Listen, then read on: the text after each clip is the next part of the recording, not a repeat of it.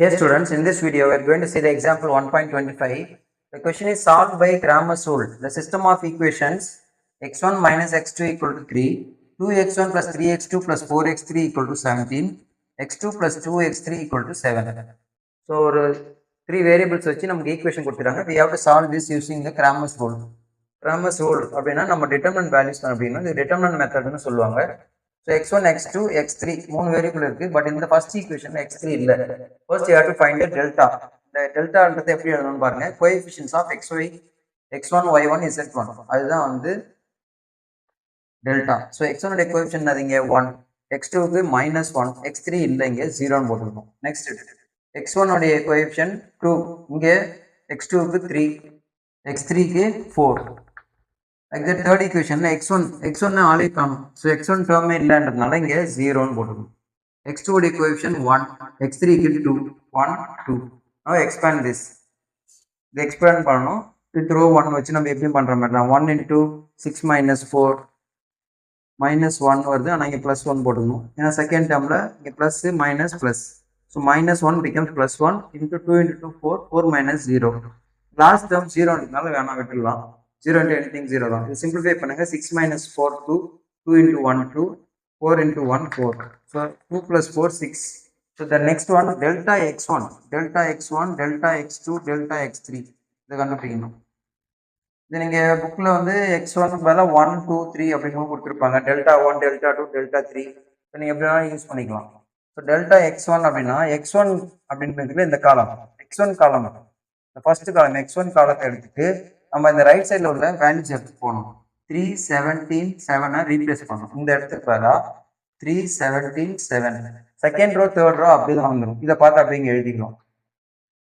Now again expand this. expand பண்ணீங்கன்னா 3 into again 6 minus 4 plus 1 into 34 minus 28.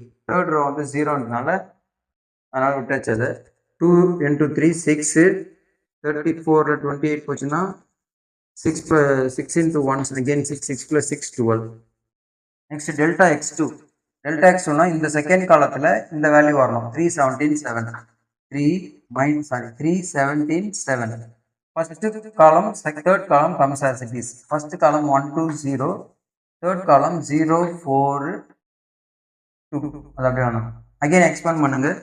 1 into 34 minus 28. 34 minus 28. minus 3 into 4 minus 0.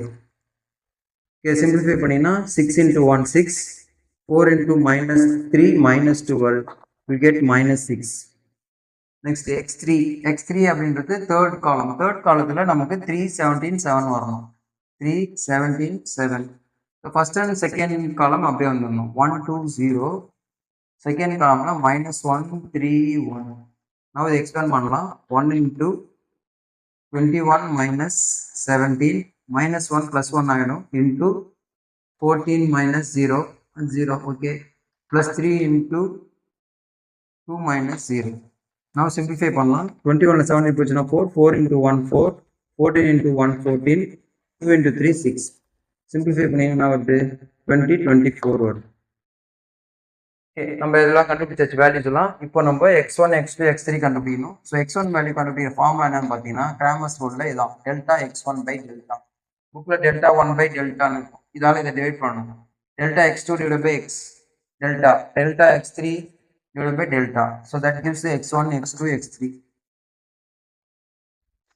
இதுல இருந்து இந்த வேல்யூவை கண்டுபிடிச்சிடலாம். இந்த ஃபார்முலா என்னன்னு பார்த்தீங்கன்னா delta x2 by delta, delta x3 by delta.